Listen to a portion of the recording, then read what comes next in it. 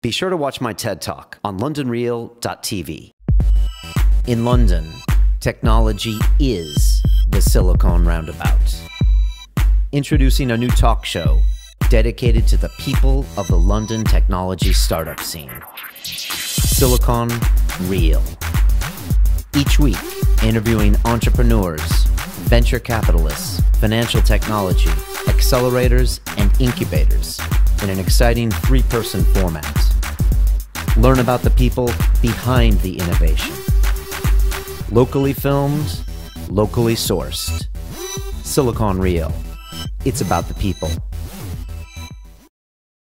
This is Silicon Real, the weekly talk show dedicated to the people of the London technology startup scene. I'm Brian Rose. I also host London Real. It's a similar show, same location. We've recently had Neil deGrasse Tyson here, the celebrity astrophysicist. After we had him on the show, I checked his Twitter feed a week later, and he's doing a selfie with President Obama.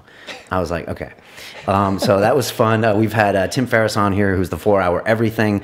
We've had George Galloway here, charming my pants off. So that's London Real. Check that out at londonreal.tv. But today we're here to talk about tech. My co-host is Colin Pyle. You're running Crew Cafe in full effect. Yep. You've got some things going on with Lingos. You're sporting the T-shirt.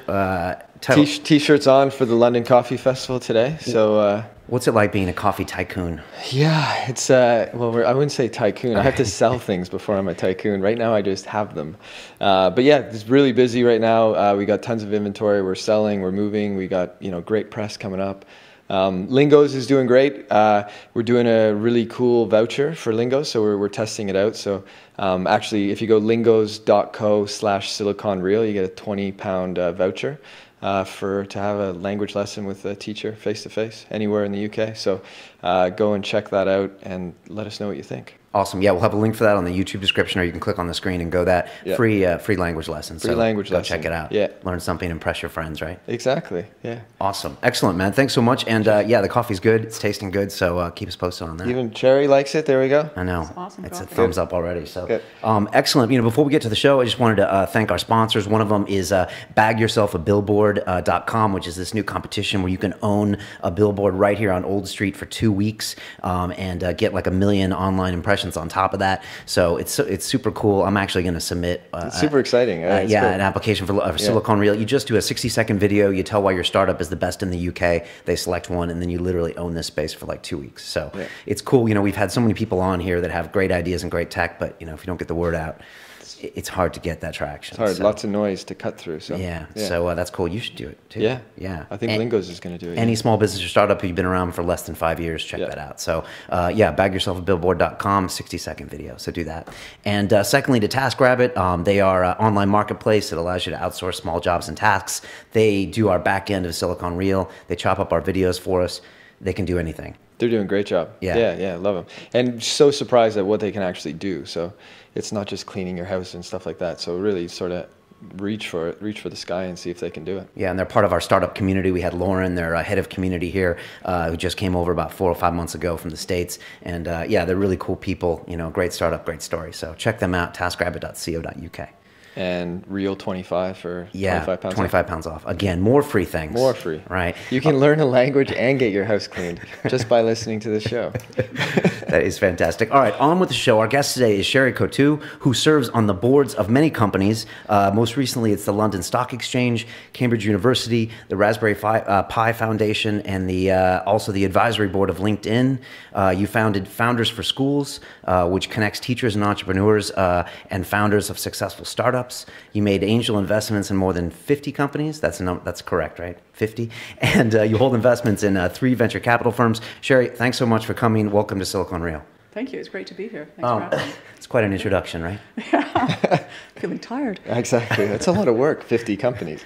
There's so much to talk about, but and I want to kind of hear about the earlier days of you being an angel investor. But recently, it's been the London Stock Exchange that's been talked about. I know you and Joanna. It was announced in January that you were going to be on the boards. Were you the first female board members of that? No, there had been 2 other female board members before, but they had both retired off about 6 or 8 months previously. So they had had female representation for quite some time, then a 6-month hiatus.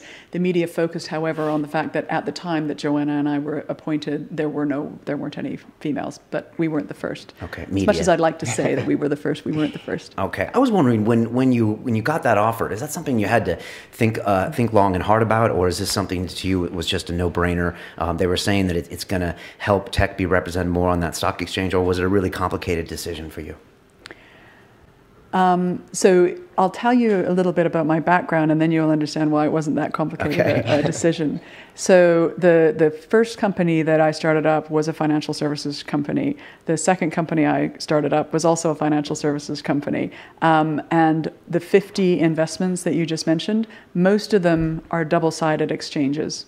So I love exchanges. I love making markets between buyers and sellers. Nothing makes me happier than doing that. So By double-sided, you mean sellers and buyers? Matching, creating a marketplace is creating, selling, putting buyers together with sellers, and making it easier for the buyers to buy and the sellers to sell. And so when I was approached about the LSC, which was mid last year, it was, I love markets. I love the transparency. I know. I know and love tech, and felt that there were quite a few things that they might think about doing. I'd also had this sort of weird experience of having floated my own company on London and NASDAQ simultaneously about 12 years ago. And then more recently, LinkedIn is one of my, has been one of the companies that I've been helping since 2006. It floated, and Care.com just floated. I'm an advisor on both of those. So that's New York, London, NASDAQ, and a number of my investments have floated on AIM. So I have a natural curiosity about markets from a bunch of different sides. So it was like, yeah, that would be interesting. The hard part was usually the boards that I'm on are things that I've invested in, and they're small when I start, and ideally they grow big. So joining something that is really rather large, was a little bit unusual. And instead of being an investor, you're an independent third party. So it was a little bit strange to think. I usually help companies I invest in, and this was helping one not that I had invested in, but that I was interested in and felt that I could help them in some ways. And what is your role there? Are you trying to liaise with the community? I never know what board members do, because it seems like such a complicated job and hard to decide who does what. Do you kind of have to take the initiative or do what you do best on that board? So as a non-exec and as a director, you've got to be able to help them with all aspects. They appointed both Joanna and I think, with a view of the tech side of what we did. We are there to help them do whatever needs to be done. There are some people who were recently, just before us, appointed to help on the risk and the audit side of the company. And I'm really pleased that they haven't hired us so that we could help them with the risk side, because that's probably not my expertise. So there are some who are now the head of their risk side, and they're focusing on that. I want to help them make London an absolute magnet for all companies who are thinking about floating. I want London to come here, and I'd love their product to be absolutely the best, so that if you're thinking and you've got the opportunity and you're a global company to float on London or New York or NASDAQ or anywhere else you might consider, I'd like to help them think about making London a clear winner. So my background is being product focused and helping to develop products that people must have, and that's probably the entrepreneurial spirit that I bring to it, and the zeal that if they don't have enough of it, I might heap a little bit more on top of them. It would be interesting to see like a New York or a San Francisco-based company that's kind of global to choose to float, in London, as opposed to what seems to be the other way around. A lot of kind of London-based companies are like, should we float in dollars? And we saw King, float in the U.S. and but we've seen Just Eat talk about, I think, floating over here. Just Eat just floated this morning. Just did. Oh, okay. There you go. What from an entrepreneur's perspective do you think is the most important thing when choosing where to float, if it had to be sort of just one point? Or you can do what I did, which was did a simultaneous float on NASDAQ and London. Really, it's liquidity is the important thing. You want to be able to have, wherever you float, have a market in your shares. And ideally, an understanding and an appreciation for what you're doing, so that they don't just flip after 2 minutes, because you want to have people who understand and who are interested in you succeeding. So the highest demand. So with and who does Yeah. and who does the best job at helping your prospective buyers, buy you, and also help you continue information to the company, so to the people, so maintain the relationship. It's not just a single transaction. After you float, it's a long road, and it's a long relationship. Sure. So what can they do to continue helping you think about that, making it easier for you? When you see something like King, do you think, if this was a year from now, I would make sure that floats in London? Or do you just think, some companies are always going to do that? Or do you think that's kind of like a sign to us that we should make sure these companies IPO here? Well, I think if I put on my UK hat, and I'm not a spokesman for the LSE, so I can't I can't sort of maintain that I am, but if I had an aspiration for all companies to float here, it would make sure that you've got a relationship with them early on, that they know why, and that they feel comfortable. I would like a lot more companies choose to float rather than sell out early. And one of my chief bugbears in the UK and Europe is that often entrepreneurs sell out when they've got 10, 20, 30, 50 million in revenue, and with a little bit of extra work, our ecosystem can help them produce companies that are 100, 200, 300 million in revenue. And I think that we fall down on that. So I'd like to get more into the pipeline, and more feeling that this ecosystem is one in which they should base a global business. And I think there's some, back to your King and other, what are the specialties that Europe is particularly brilliant at? I think that I look at EdTech, I look at MedTech and some of the life sciences, I look at fashion, you look at FinTech. There's some things that we probably do way better here than elsewhere. So, financial services is a historical strength of the UK and of London. And I think helping those companies choose to be here and operate from here and grow all of their relationships from here, I would very much like. We're pretty good at gaming as well, so I think that was it's quite sad. So I think if it's a natural market for whatever the company is, then I certainly want to work with them to make the UK absolutely the best place to be. Because it is, time zone wise, it's really sensible. If you're running a global business, I think any global business has a natural affinity for the UK and for London. And I say the UK because I think there's different parts of the UK that are some are better at other things. And I do come from Cambridge, although I do a lot of things in London as well. But I wouldn't be an entrepreneur if I hadn't come to live in London. I never considered being an entrepreneur, or I didn't even really know what being an entrepreneur was when I grew up. But it was when I came here, and funnily enough, went to the London School of Economics, another LSE, and was a student there, and met a mentor who was an amazing entrepreneur, and he saw that in me and said, "Oh, you're one of those." It's like, "Oh, am I?" And that's what got my head ticking around to, oh, well, I could create a business rather than just taking a job. That's kind of neat. I like the idea of that. And that was here. We rarely hear that, because usually it's about how the Americans are the entrepreneurs, the risk takers, and in Britain is slowly coming around. Do you think it's the fact that there's so many, immigrants and so many different ideas coming through this city, and maybe also being at a university, that it just felt entrepreneurial, or why? Because I haven't heard anyone else say that about London. It was at the LSE, which is famous for having a lot of international students. This guy was an American from Philadelphia who was doing his PhD in mentoring, but he had floated a bunch of companies before. So he wasn't a British guy that I ran into, but it was an American who put the idea in my head, but it was at university. I think the universities do a tremendous service here at attracting absolutely top talent from all over the world and putting them into an ecosystem, an environment where you gel and you form the most amazing things. And I think the collision of different viewpoints and different worlds is really what has created a lot of the great companies that are around us. And also when you're at university, you're often open to suggestion and open to ideas because you're thinking about what the future might look like. And I think at university, it's really where I realized that we create the future. I don't think I'd really contemplated it, that all the businesses that were around me were created by people like you and I. Don't think I had that realization that it was us. and people like us, and us being everyone that creates companies because they're trying to create a better future, and they're slightly dissatisfied with whatever the status quo is. You've just given me a fantastic coffee, and you started up an amazing coffee company. And when we first talked, it was about the language company, which I love. What a beautiful global business. What a perfect one to base here in London.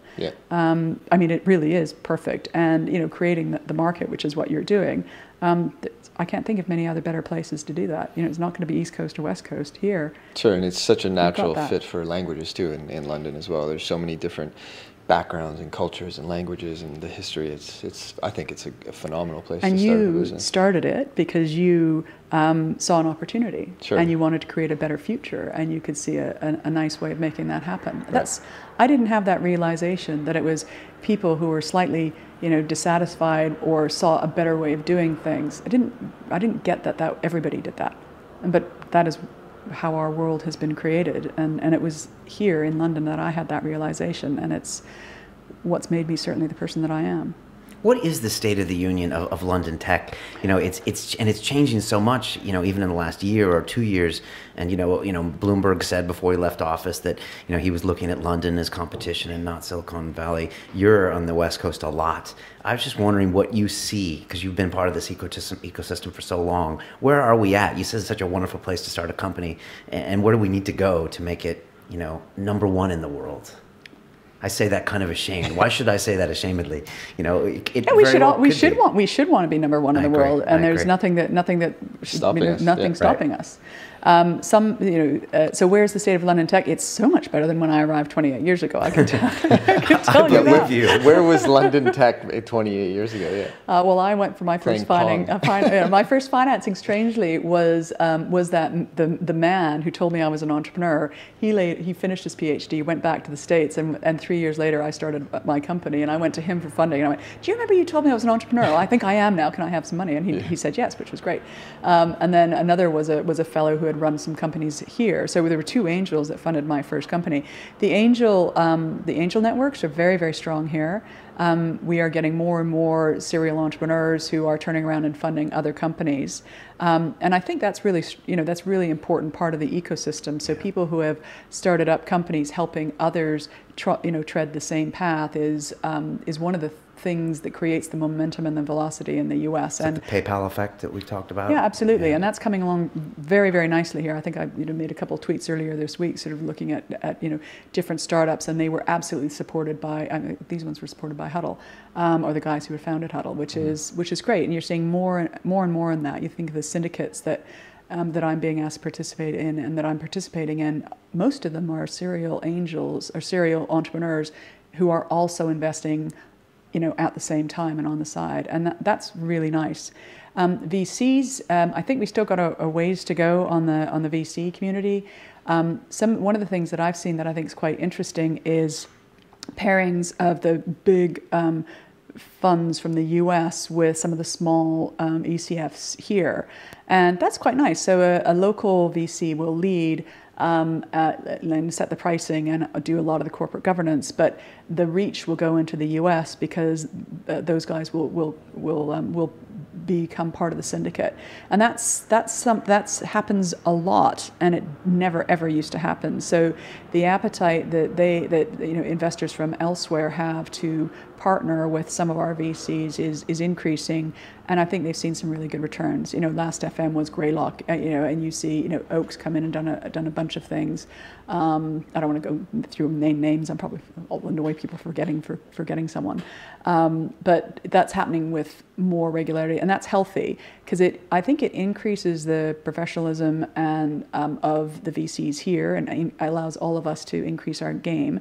As an entrepreneur, it means that you have better access to deep networks and relationships that will help you commercialize whatever it is you have in the US and elsewhere, if and when you need to. And that's good, because if you only had local or regional VCs to draw upon, your networks and your ability to leverage your investors to the benefit of your company would be less.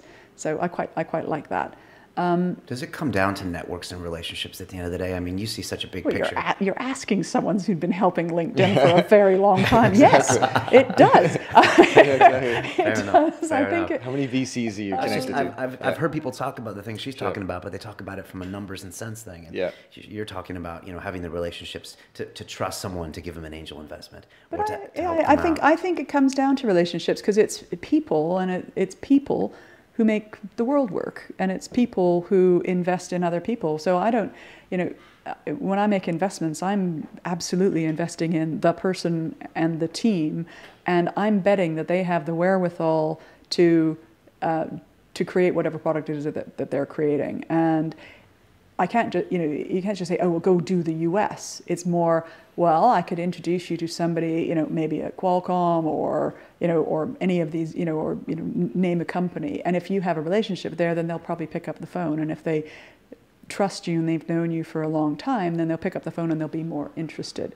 But I think the relationships that we all have, I don't know if you've read The Entrepreneur of You. It's written by Reid Hoffman, again, with the PayPal Mafia, but you should read it. It's a beautiful book. Entrepreneur of You. Yeah. Okay. And it's a wonderful book written by the founder of LinkedIn, and he doesn't think of the world, he thinks of the world as relationships and people. And, I've learned a lot from him, and it's probably how I thought before, but having read it, it's consolidated the way that I think about things.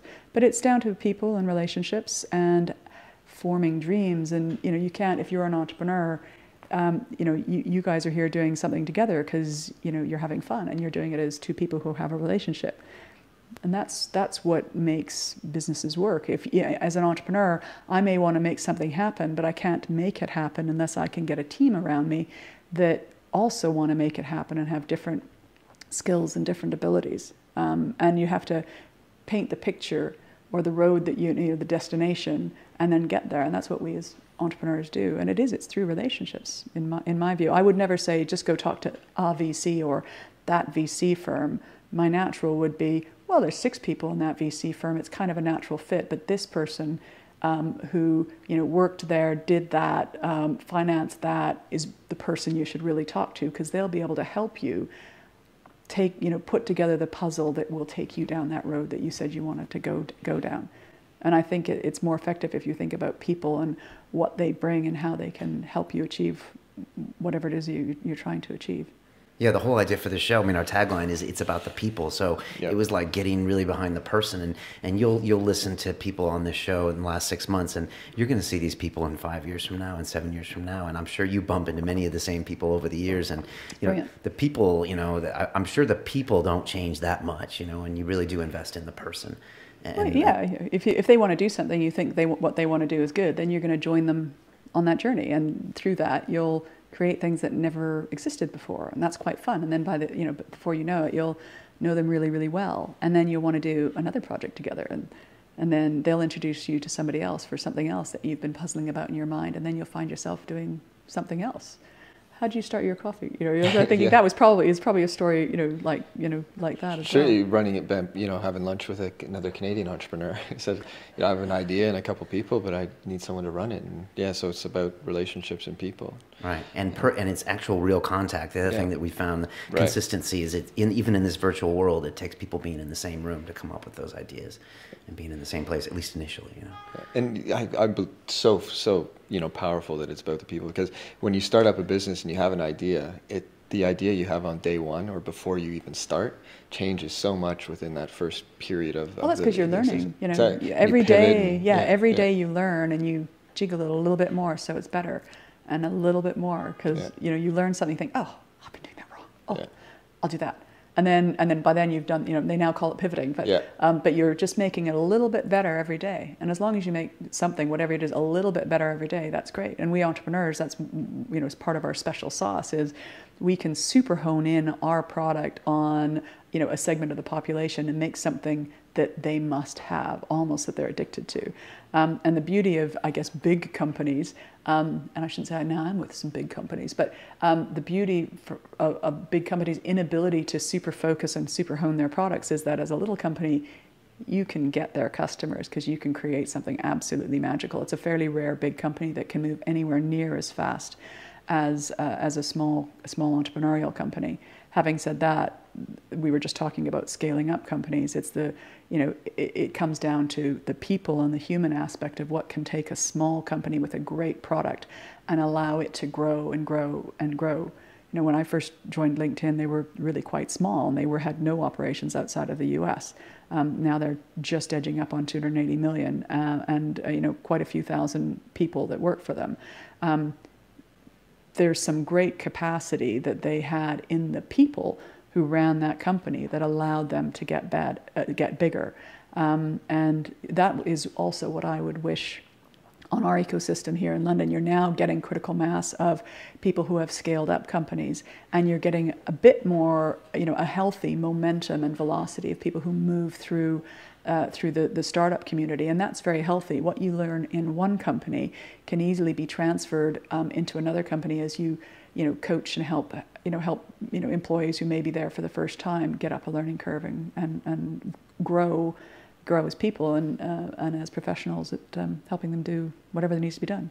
Were you sold on LinkedIn right away? I mean, it's gotten so big. I saw something like $1.5 billion of revenue or something. I was like, I fell off my chair. I didn't realize it had grown that big, so quickly. Did you know right away when you jumped on, and how has the company changed since you've been there?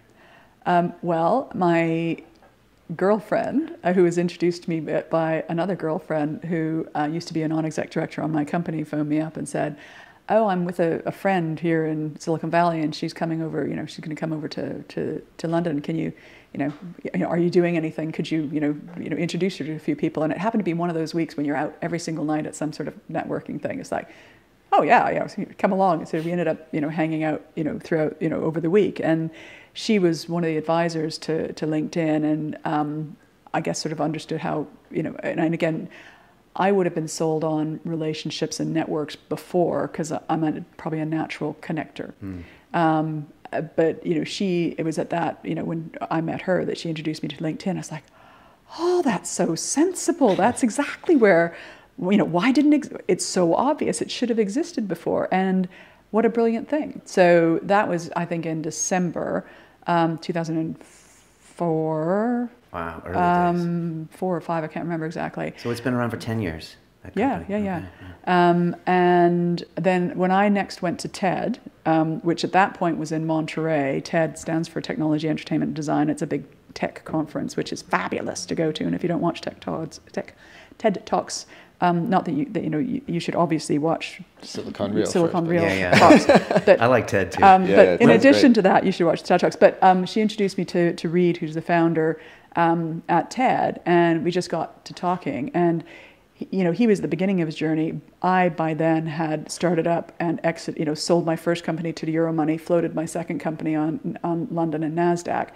He was and had grown them quite aggressively, and they were marketplace companies. LinkedIn is a marketplace. You've got people who have skills with people who want skills, and it disintermediates the intermediaries or the headhunters, not just them.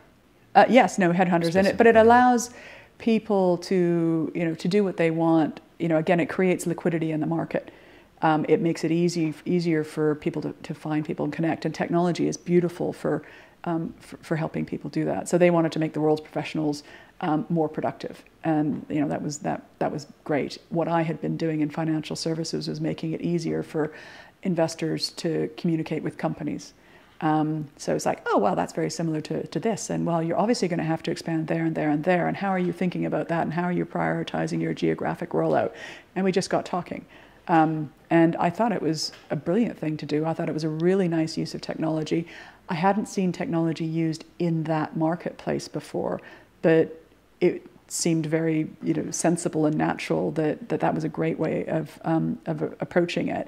You'd had the early markers of Facebook connecting people and allowing people. You'd seen the social was working. This was a different segment of social, and I liked it better as a business, to be perfectly frank, because the depth of the information that you collect on the people and their skill set is phenomenal. Very, very deep. Not broad. It's very, very deep. You think 280 million users, and you've got what they've done for 20 years, who they know, their skill sets. That actually helps me find other people, and it helps people find me if I want to be found and if I'm looking for that. The other thing that I use it for is an online Rolodex. I love using it to keep track of people, particularly in our world of technology. Everybody changes, I don't know, every little while. It depends on what type of person you are, how often it changes. But the old days when you had business cards, we didn't even exchange business cards. I know. In the old days, when you had business cards, how long were they before they were obsolete? Depends on how long the person stayed. And I also like the way of, I think that we navigate our world through our relationships by and large, and because they can help you, create your own future. The old days, 20, 30 years ago, when you would go to university or finish school, then you go to university, and then you become a lawyer or a doctor or or something else, and then you'd stay in that career forever. And there you were actually quite disempowered as a person, because it was your employer that decided where you went and how you did it. But now it's your skill set, and if you don't feel like staying at your first job for that long, you may morph into another one, and then you might create your maybe on your third iteration, 6 or 7 years out, you might create your first company, and you might go back to people you knew in university or high school or maybe the first company, and those relationships don't die. They stay. They're much stronger than the corporate link. So you've seen a change of power from corporations to people, and because of that, the relationships between people are stronger. And I think that trend is only going to increase in the future. I don't see it changing anytime soon. And because I think I had appreciation for that when I sort of first met them, I was like, oh, that's so good. But it's funny because most people would see a social network. Sherry sees a marketplace. Yeah. I do. Yes, that's probably right. Yeah. You mentioned how you use that as a Rolodex. I mean, you look at your CV, and the first thing I think is, how do you manage your time? And I was just wondering if you could walk people through, keeping a personal life and a family life, and keeping, in touch with all these companies, and also keeping an active role in all those. How do you do that? Yeah. Well, there is this great professional social network that I use. Okay, it's all LinkedIn, right? Yeah. It's not all LinkedIn, but I do use LinkedIn, and it is absolutely a productivity tool for me. So if I'm meeting somebody that I don't know very well, I'll look them up on LinkedIn, and I will see who I know that they know. I will see what else they've done, because they'll say, well, I'm with this company, and they'll say the current company. But I'll want to know a little bit more about them, like, well, what did you do before, and how long have you been there? Because it helps you answer questions about what kind of conversation you might wish to have. So that's really, really useful. I try to, so I started being a portfolio person about 12 years ago, and wanted to split up. So my week is split up partially on, well, I'm a wife, I'm a mom. I try to do community give back things at least a couple of days a week, and 3 days a week I stay on my portfolio. So I do split it up like that. So you're giving less time than I thought you had. Okay. No, but so weekends are very strictly, I don't do work stuff on weekends, and that's really important, and I think I need to do that so that I can respect myself as a mother and a wife. Do you check your email, or just strictly cold turkey weekends? No. No, I do check email. Okay. I definitely check email. But you don't respond to it per se. It depends on what it is. Okay. Often it might be deflecting, or I won't sit down and write a long thing, right. and I will not have a meeting, and I try unless there's emergencies, touch wood, not to take calls. Okay.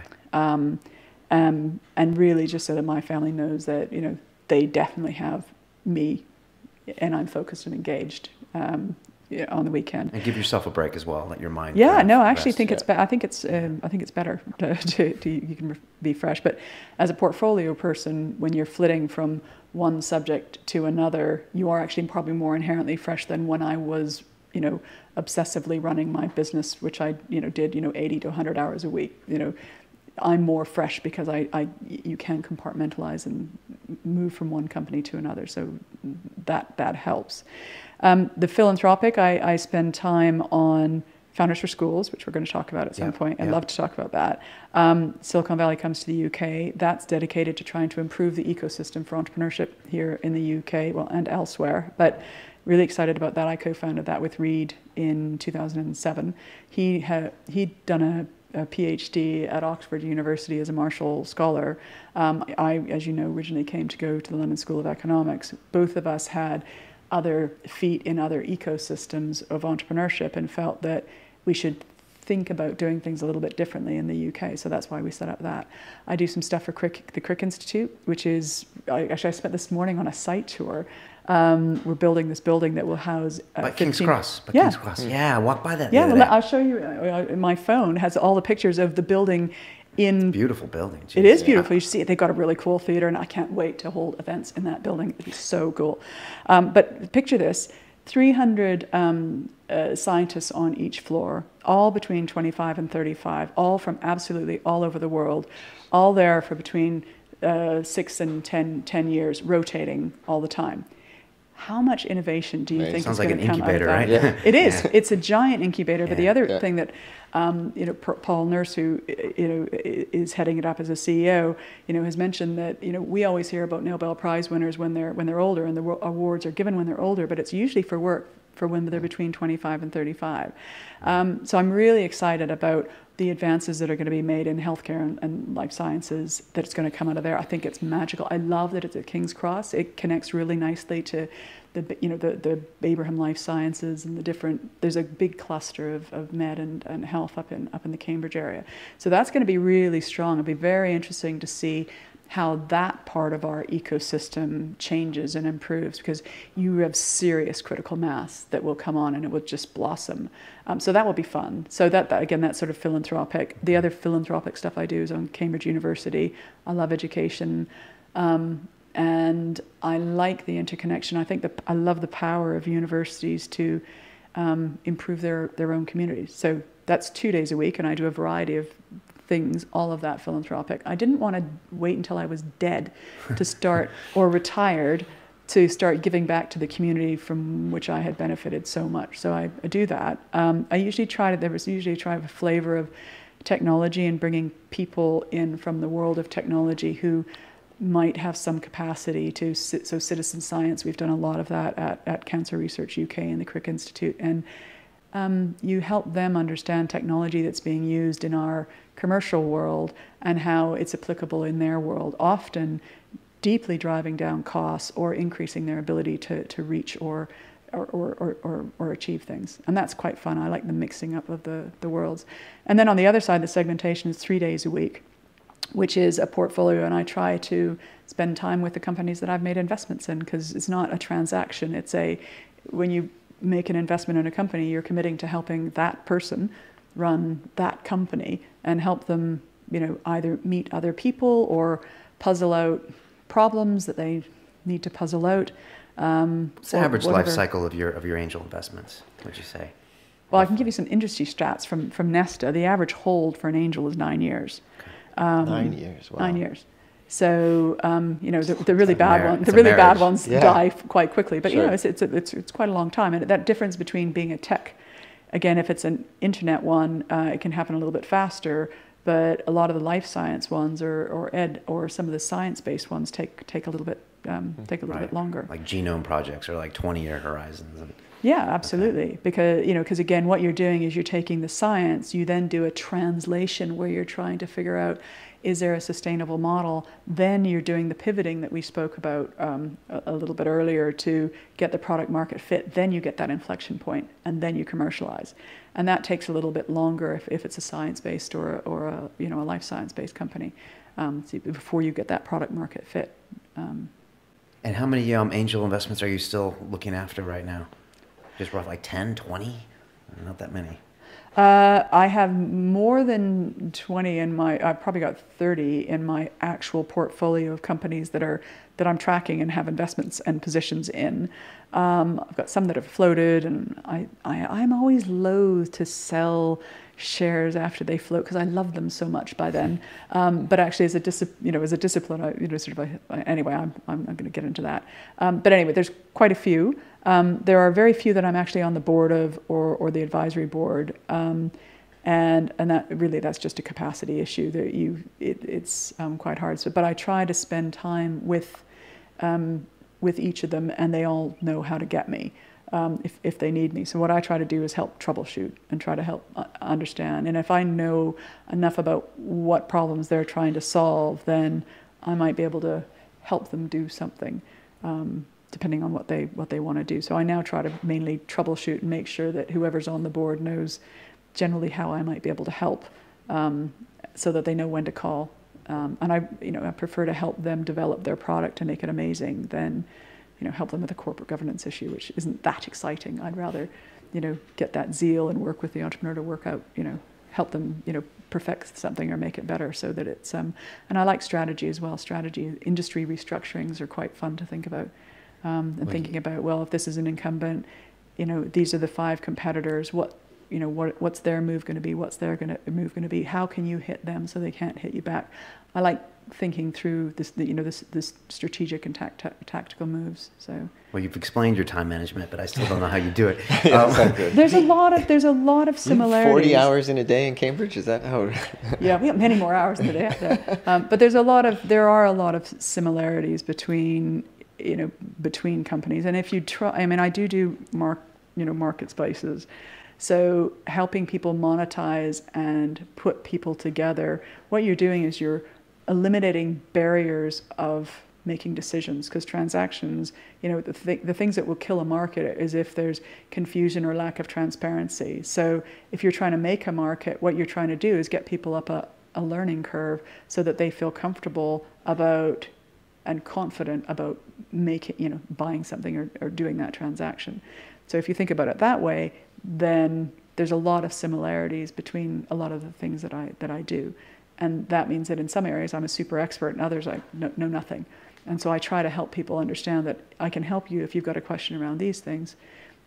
Don't bother me with that, because I probably won't be that helpful to you, but I might know someone who is. Understood. Founders4Schools, can you walk us through that? Yay! Okay. Yes. Yeah. Yes.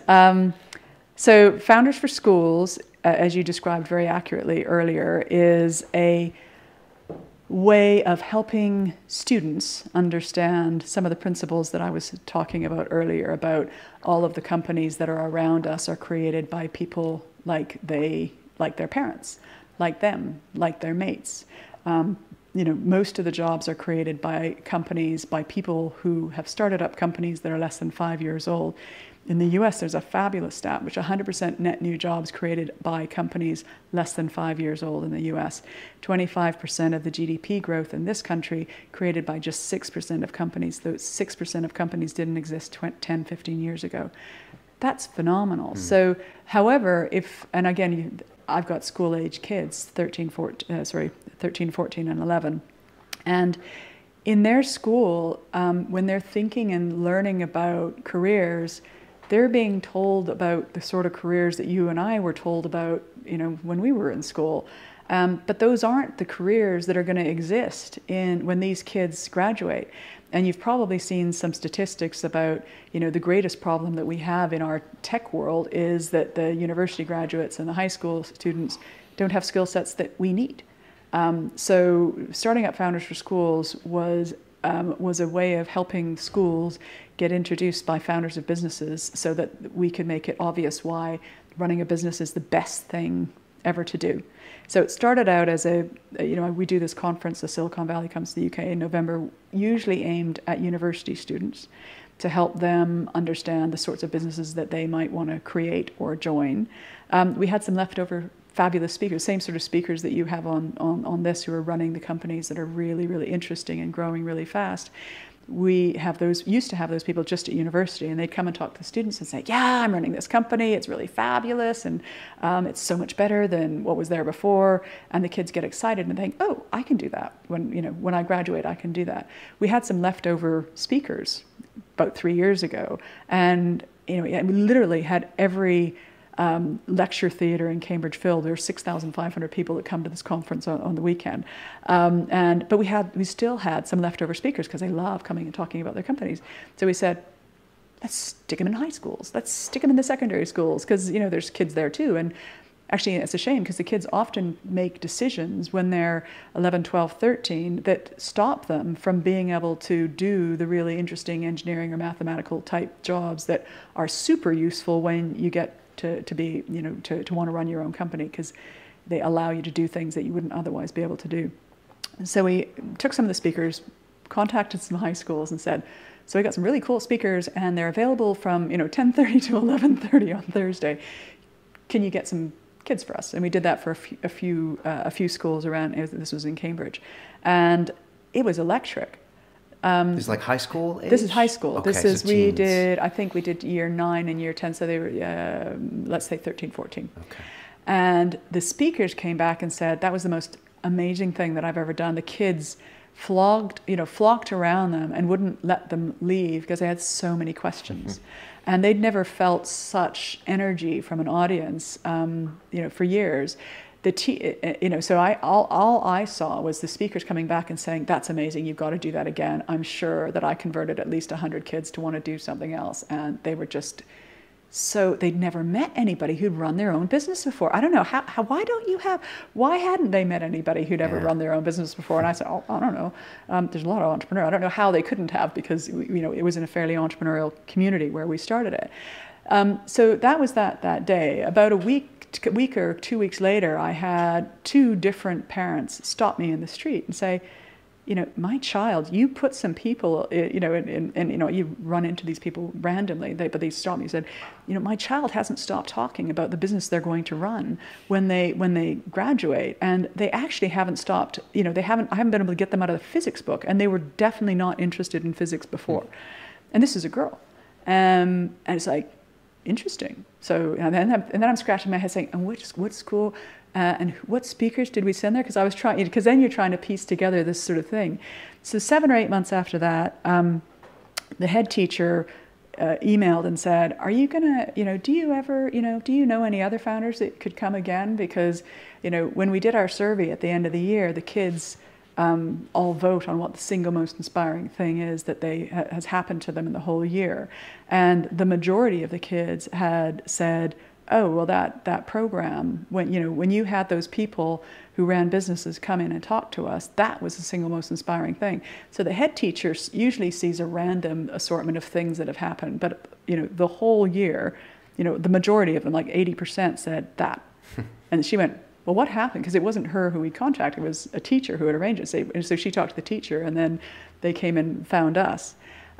So it seemed to work, and the kids were really, really inspired. So we did it the next year, again, fairly manually. We just took some founders that we know who we thought had interesting stories to tell and interesting businesses, put them into the schools, this time in deprived areas, and this time not just in Cambridge, but in Cambridge and in London.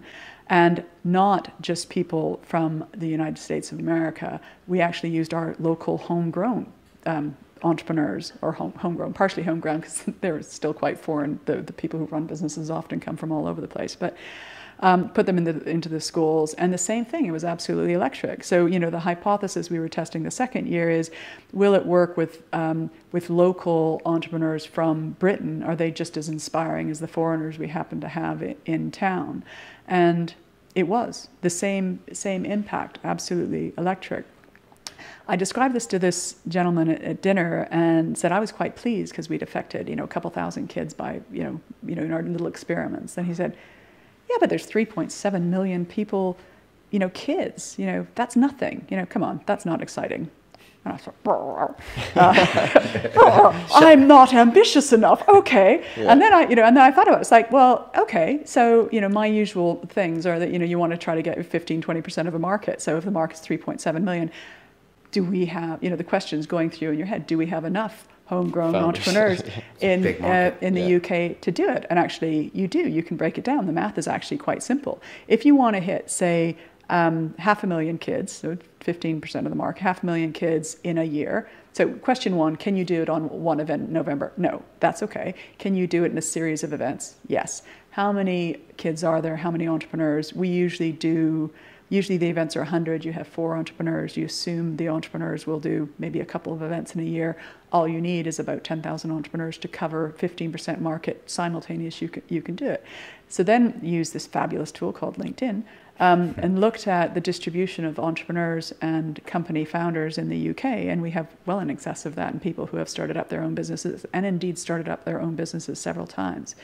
And then used the database from Companies House via Due Dil, which is another fabulous UK company. So Damien, so went to talk to Damien and said, can we, let's look at, so if we gave you a list of, people who are running companies, can you filter that list for companies to make sure that, the company's got, $1 million or $2 million at least in revenue, and that it's doing well? And it's like, oh yeah, easy. So they made their API available to us. And then before I knew it, we had all of the entrepreneurs databased in the UK. We could sort them by how well their company was doing. And we created an online service for teachers, which is much like Amazon or TripAdvisor or Coutu. Say it's Molly in Milton Keynes. She can say, I want to create an event in, where are we now? April, June.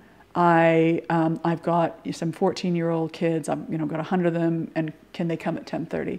We then do LinkedIn search, find the entrepreneurs near them. We then filter for businesses that are only doing well, and we present search much the same way. If you were searching for a book on Amazon, you can search for. If you're a teacher, you can search for founders within 10 miles of you. If you're a founder, will get you'll get a LinkedIn email saying, Colin, can you come on this day to teach this thing? And oh, by the way, it's only 10 miles away from where you are, and this is the date. Most of the time, if you're available, you say yes, because it's an hour of your time. You're talking about your business. It's to your local community. You want to give back, and you don't have to do any prep because it's talking about your journey and what you were thinking about when you were in high school and why it's a great career and why it's high impact. So the entrepreneurs wanted to give back. They wanted to say yes. They did say yes. And now we're filling up classrooms, and we've created this fabulous tool, and it works. And the automated, sort of platform, it works. The events that we used to painstakingly put together using humans and your head, months in advance, the teachers can do, and it takes probably 20 seconds. The same, and so it reproduces itself, kind of. It produces itself. Yeah. So what you'll see as an entrepreneur is you'll get an invitation from a teacher near you asking you to speak at an event in 6 or 8 weeks' time. You'll check your diary. You'll say, "Yeah, I'd like to. That's it's around the corner from here, and I can do that. I'm around on that day." You'll stick in your diary. You'll say yes, and then you'll show up to the school. You'll wow the kids. They might have never ever met someone who's run their own business before. You tell your story in 10 or 15 minutes. And then you answer questions. And then you've inspired these kids. 3 times the percentage of kids choose to study STEM after one hour talk with entrepreneurs. 96% of them say that it's hugely inspiring and it's affected the decisions that they'll take when we do the surveys afterwards. It's really neat. It's the most powerful thing I've ever done. Wow, love it. And totally using technology in a beautiful way. You're combining Due Dil and LinkedIn. And you're combining a database, something called EduBase. So the teachers have to identify themselves by school. So if you're not a teacher, you can't go anywhere near this database, because actually we'd have to charge like £1,000 a minute for it, because it's actually very valuable. It's every entrepreneur and how well their company's doing in the UK and their private companies. So, but it's a very valuable resource for them. And we're just putting in some other cool programming so that if they haven't done if they haven't done a balance on, if they've chosen 3, fashion, and we might sort of say, well, there's a lot of entrepreneurs in your area who also do, hardware, and have you thought of adding a hardware one into the invitation mix? So we're now doing some validation checks to make sure that the teacher doesn't accidentally choose 4 people that all look like and talk like and say the same thing. So if they've got inherent biases in what they've chosen, we're now asking them to ask themselves before they put the confirm invitations that they are happy with their choice and they've thought about it. You do that. You speak a lot, right? Yeah, I do. I do a lot of talks, mostly for young kids, really young kids. And it's the younger the better. I think I almost have this. If it's 8, it's too late. We started at secondary because we knew that we wanted to get them before they made their A-level choices. Yeah. And then we thought, but actually they're still making choices way earlier than that. Sure. So I think our 6, 7, 8. Yeah, and I talk mostly about adventure and just sort of get out and see the world and talk about my trips. And it's, yeah, when you, after you finish your talk and you ask if any questions and you see 100 hands go up, it's just like, cool? it's like, okay, you, and it's just, it's hilarious. But their little eyes, they're just lit up, and suddenly they've seen something and they think, oh, I can do that. I can do that. Yeah. I'm like that. That's what I want to do. That sounds way more interesting than some of these other things that I've thought about, or the TV shows. And just going back to entrepreneurship, they often think, and the one thing that shocked me was, again, the impact of some of the shows. So they're like, well, no, I can't be an entrepreneur because I definitely want to go to university, and my parents want me to go to university. And if you're an entrepreneur, that means you're a high school dropout. It's like, well, no, not in the world that I know. Many of them have gone to university and have relatively technical degrees, which is why they can do what they do. But because of the media and the different shows that there are, and then they think, no, I've seen that Dragon's Den. That's a mean business. That's mean. Right. People in business are mean. It's like, well, actually, no, that's also not the way that it is. So again, it allows you to defray the myths that are out there about business that's formed by these entertainment reality shows that actually aren't really reality as we know it in the world of tech. It's a great PR campaign for entrepreneurs. Reality. You mentioned some girls in those high school groups, and I just wondered if we could talk about women in tech real quickly. We had Easy Vidra, who runs Google Campus, right down the road, and he was giving me a tour of the campus, and he was like, "What percentage of women are in tech?" And I was like, I don't know, 20 something, and he was like 9%, but at Google Campus it's like double that. Right. And he was just like really, and on the show he was like, get a founder and get a female founder, and he was just like all about we do balance for gender on the other validation check that I was just talking about. Yeah. So actually, when we did our manually curated one, we do make sure, and in fact, I did a scale-up panel last year, and we had 4 women who had floated their company, and they were all talking, and there was no men on the scale-up panel. I loved it. It was great. So we're getting more critical mass. I think having role models is really, really critical for that. And I think being in business is a brilliant career for a woman. I mean, obviously it's what I did. So I've already, I'm sort of drinking the Kool-Aid, but it's a fabulous job. And now that I'm portfolio, that's the thing that I can do and have kids at the same time. It's a wonderful, forgiving and flexible future to be your own boss and your own curator of your own life. I think that, the businesses that some of the most amazing, women that I know have started up are problems that women want to solve and that men may not see. So Care.com, they floated a few weeks ago. They're a business that helps sandwich moms create the marketplace for the things that help them take care of their kids and the things that help them take care of their aging and ill parents. And what it does is it filters choice. So say I've got a mother suffering from dementia or diabetes or something. It'll say, well, these are the people that you can help with these problems, and by the way, they're rated as 5 stars. And I'm, that's going to help me figure out who I have to help. It's a great business, deep marketplace. I don't think it would have been thought up by a man. There are plenty of men who work at the company, but it was a woman trying to solve her own problem that sorted that out. Another one, Move Guides, there's Female Entrepreneur of the Year this year, and it's Move Guides. And the people who get stuck with actually moving their families around it's usually the woman that sorts out all the issues. Right. TaskRabbit was female founder. Yeah, absolutely. And so you're solving, there are lots of problems that need to be solved, and women actually run into a lot of these problems.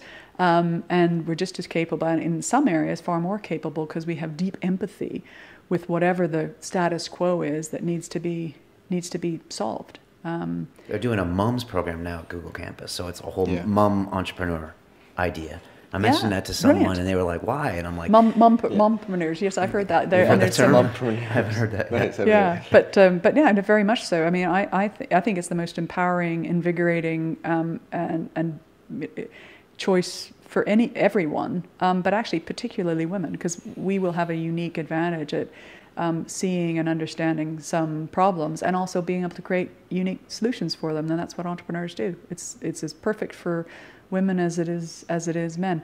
On the Raspberry Pi, we started up a MOOC in computing last year, which was a joint venture between a bunch of different entities. And we went to great pains to make sure that the examples and the communications were given 50% by men and 50% by women. And originally when we started, it was like, oh, well, we need so-and-so and so-and-so. I went, wait, hang on. Actually, but we really need to illustrate this and this and this. And so that now is gender balance. But, we sort of almost, if you went on the current status quo, it is heavily towards men, but it shouldn't be. And there are, many, many problems. And, I think we all need to work together to solve them. I thought that was good advice that Easy said, get a woman on your founding piece. Like he also said, don't just be you and your buddies that make the company. Get someone from a different country and get a woman. Dave McClure put out a few tweets recently, and also the Kaufman Foundation has done some research that show inextricably companies that have women co-founders do better. And so you should, absolutely. There you go. Either co-founders or founders where you recruit. But again, I think mixed and diverse teams are really important. We do this scale-up report at Silicon Valley Comes to UK, svc2uk.co.uk and com.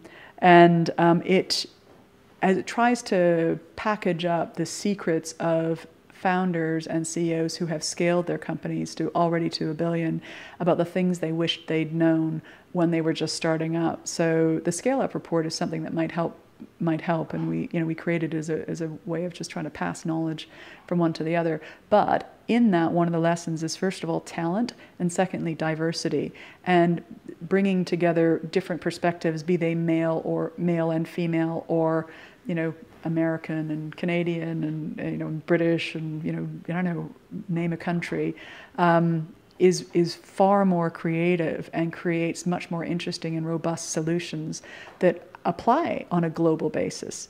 If you want a global company, you really should have some people from around the globe on it, not just a narrow subset. And that's also the magic of what I think we can do as entrepreneurs.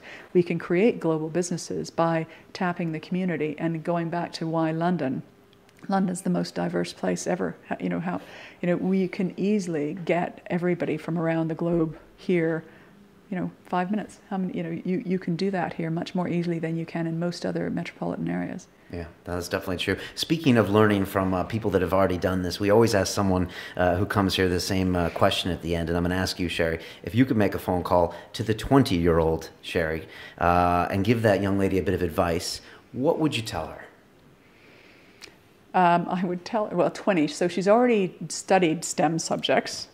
I'd tell her to program. I think programming is a really helpful thing. It equips you to solve a lot of problems. I think data and what you can do with programming and manipulating it and seeing patterns for the noise is going to be something key for, to help us navigate our futures.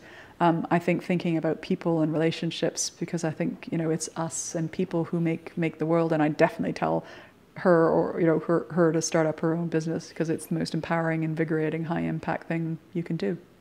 Well, those are very good. On that same note, what's the best advice you've ever received? I'm guessing you've received quite a bit of advice from some fascinating people, but can you nail it down to one or two? I wrote that one down. I did. So I think it's that it's better to make decisions even if you don't have perfect information, because moving forward is far more impact than just overanalyzing things. And maybe maybe when I received this advice, I was over analytical or over academic, I'm not sure. But I think momentum and moving things forward is really, really critical for all of us, because we together create a better world. And it's only by making decisions every day on imperfect information that allows us to move forward. So I think it was that make decisions, make changes. As long as you move forward every day, then your impact will be profound. And I think we're all here and we all want to have impact on the world.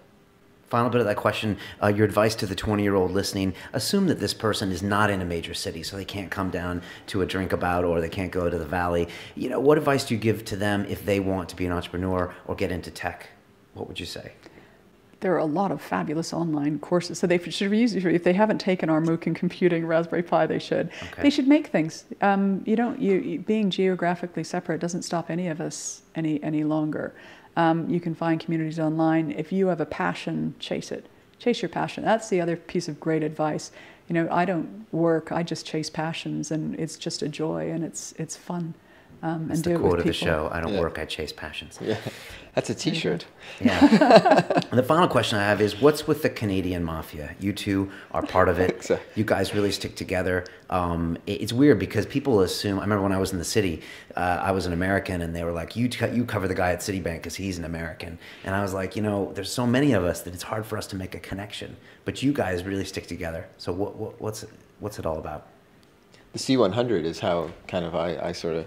The C100 was founded in the Valley, I guess back in 2008, with sort of the top Canadian entrepreneurs in the Valley trying to help Canadian companies get funded, a little bit more liquidity, because at the time and still in Canada, the ability for companies to get funded is still somewhat limited, although getting much better. So I went to one of those events, and then you go to one of those events, you're a new guy in town, and that's just kind of where your network starts from a little bit. Goes back to people, doesn't it? Yeah, exactly. You meet some great people, and you start, having coffees. And I think a lot of the time when you're a foreigner in a city, people have been through what you're going through in a way, so they kind of want to help you out a little bit, and then you just kind of reach out to sort of great sort of Canadians in the UK who've been here for 28 years and have done some incredible stuff, and hope that they'll take the time and give you a coffee.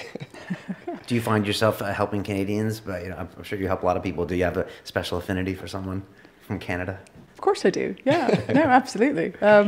Without a doubt. I mean, you've got a shared past. You've got, it's easy to find a common language if you're from the same country. And there aren't that many of us really around. Right. I think that really helps to have a small size, because I think if there's still not that many Americans here, but we're much more, so we're probably less likely to. Well, you go to see a Canadian hockey game down at the Maple Leaf in Covent Garden, and you realize how many Canadians are actually here. Right. You can't get in. You're like, what? I didn't know there were this many here. Yeah. The neatest thing was last week when I was at TED in Vancouver. That was so much fun, because it was an entrepreneur fest of design technology, and it was in Vancouver. It felt really nice to be there. I also felt very nice to do some skiing at Whistler Blackcomb. And the sun, and it's quite a town, isn't it? Vancouver is a beautiful city. Yeah, I haven't been there. Sherry, thank you so much for coming. I feel like we could talk for another hour.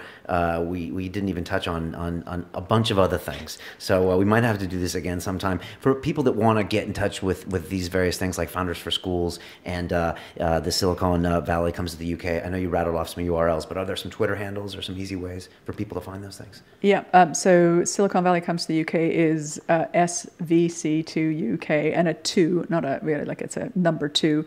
And Founders for Schools is founders and then the number 4 and then schools for the Twitter handles. And maybe we can shoot it around on the for sure. YouTube They'll channel. be on the list. I'm curious, if someone out there is listening who's maybe a teacher or principal or involved, how do they get this at their school? How do they get access to that database to find the founder? That's great. Thank you. They go onto the web and put in www.founders4schools.org.uk, and you say, I'm a teacher. This is when I want to put my event on, and we will have you a fantastic list within 20 seconds. Our claim is it takes less time than a cup of coffee. You have to know when you want to hold your event, but as long as you figure that out before you come, it's great. It's free. It costs you nothing, and the impact will be profound on your kids. You'll open up a lot of eyes, and you might have a lot of you'll have a lot of fun yourself. To do it. That's like a no-brainer. I wish I had those in high school. Just those speakers to come and talk to you. Yeah, I never had anyone. It's what made me. When I was in business, I was meeting entrepreneurs. It made me think I can do that. It's the same thing. Right. Great. Yeah. And you're on Twitter as well, at Sherry Coutu. You're very active. No, actually, it's not at Sherry Coutu. It's at SCOUTU, Scout U. So my surname is Coutu, and my first initial is S. For it's some people say, it's Scout U, and I hadn't really thought about that, but it's my initial, which is SCOUTU. Excellent. All right, if you're listening to us on iTunes, you can watch us on YouTube channel Silicon Reel. We'll have the links to all those organizations down at the bottom on the notes. As Colin, we always say, it's about the people. I think it's so easy to forget, especially when you're young and you're like trying to start that new business, that you don't look to the left and the right of you and you think these relationships are the ones that I'm really going to use in 10 and 20 years, you know, maybe more so than that extra class that you took. Or what are we going to do? That's what I want to do. Oh, we're going to get up to some mischief. Wow, that sounds super cool. That sounds really cool. And there you go, episode 40. 40. It's been a crazy ride. It's been lots of fun. It has fantastic people here. So we're going to keep going. Right? Keep it coming. Yeah. Thanks for listening. Yeah. Well, thanks for coming, Sherry. And like I said, it's about the people, and all the best to you. Thank you. And you too. All right. Take care.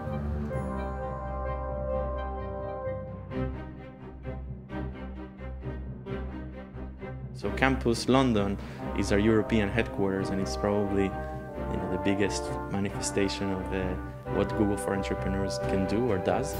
Communities are not made of buildings, they're made of people. And we try to curate this community and make it really accessible and open, and we help everyone. Our vision at Google has always been, think big but start small. Don't be evil is really do the right thing for humanity, not necessarily for money.